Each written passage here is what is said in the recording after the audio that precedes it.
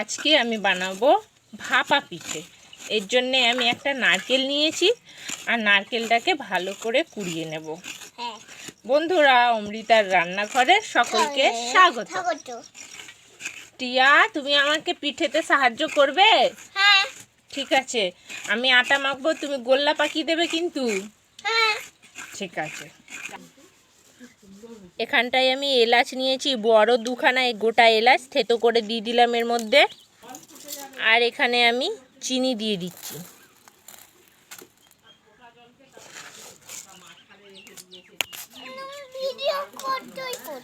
দিয়ে এগুলোকে ভালো করে চটকে নেব। এখানটাতে আমি চিনিগুলো দিয়েছি আর দিয়ে এগুলো ভালো করে মিশিয়ে দিচ্ছি যাতে কড়াইয়ে আমার ভালোভাবে ভাজা হয়। তার জন্য চিনিটা ভালো করে মিশাচ্ছি। তো আমার চিনিগুলো মেশানো হয়ে গেছে, এবার এটাকে ভেজে নেব। আমার এখানে কড়াই গরম হয়ে গেছে, এবার আমার কুড়ানো নারকেলগুলো কড়াইয়ে দেব।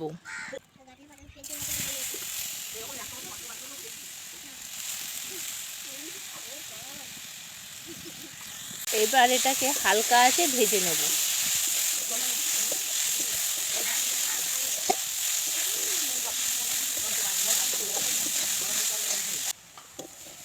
এরকমভাবে লো ফ্লেমে এটাকে আস্তে আস্তে করে আমি ভেজে নেব। আঁচটা একদম আস্তে দিতে হবে, নালে কিন্তু পুরটা পুড়ে যাবে, নিচেরটা বসে যাবে আর ভালো আমাদের এটা ভাজা হবে না। তাই আঁচটা আস্তে দিয়ে ভালো করে চালিয়ে চালিয়ে এটাকে ভেজে নেব।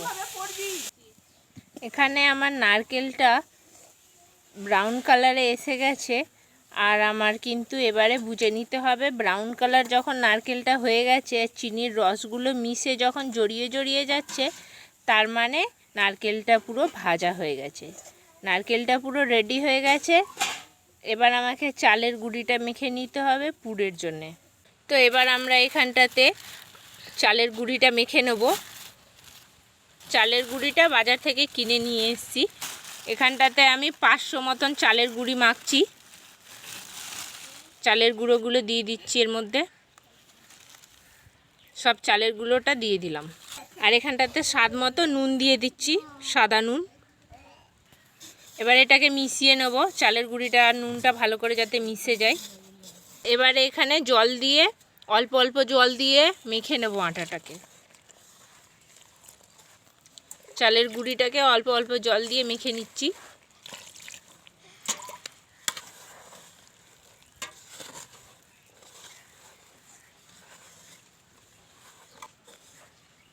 জলটা কিন্তু একবারেই দিয়ে নিতে হবে, নালে কিন্তু একটা ডালা পেকে যায়, শক্ত মতন হয়ে যায়। তাই পরিমাণ মতো জল দিয়ে এটাকে মেখে নেব।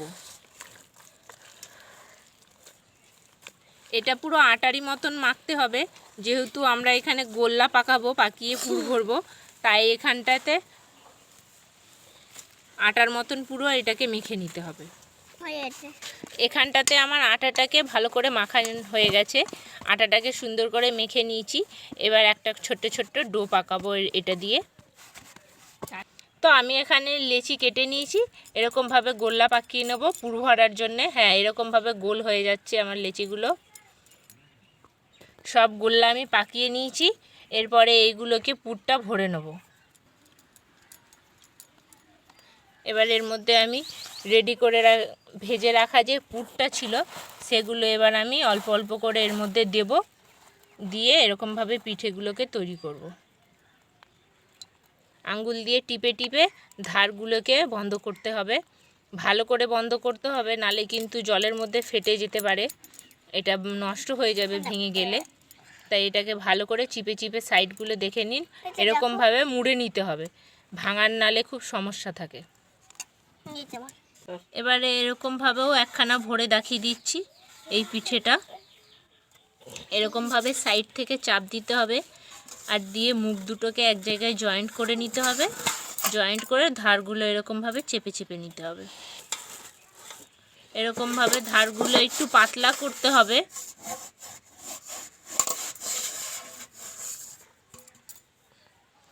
দিয়ে কোণটা থেকে এরকমভাবে ভাঁজ করে করে এটা সুন্দর ডিজাইন হয়ে যায়।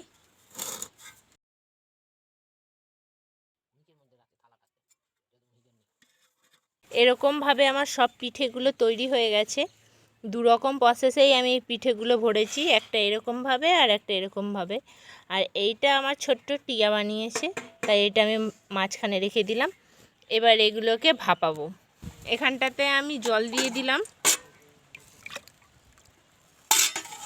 গরম হওয়া পর্যন্ত জলটা অপেক্ষা করব। আমার এখানে জলটা পুরো ফুটে গেছে, এবার আমি এর মধ্যে পিঠেগুলো দিতে পারি। তো এবার আমার রেডি করে রাখা পিঠেগুলো একটা করে দিয়ে দিলাম। এরকমভাবে প্রত্যেকটা পিঠেগুলো জলের মধ্যে দিয়ে দেবো।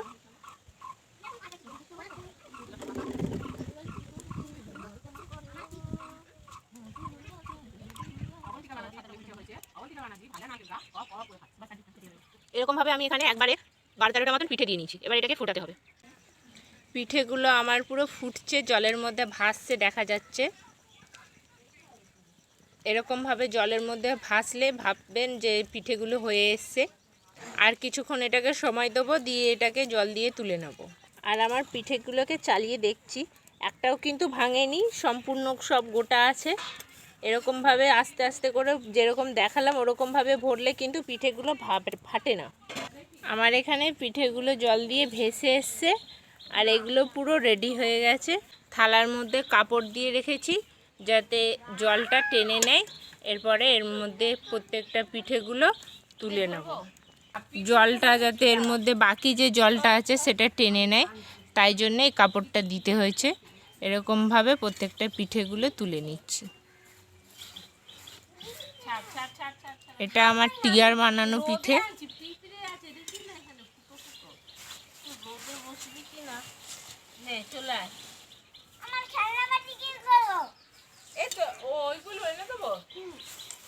ভিডিওটিকে ভালো লাগলে লাইক এবং চ্যানেলটিকে সাবস্ক্রাইব করে দেবেন। দেখার জন্য অসংখ্য ধন্যবাদ। সঙ্গে থাকুন।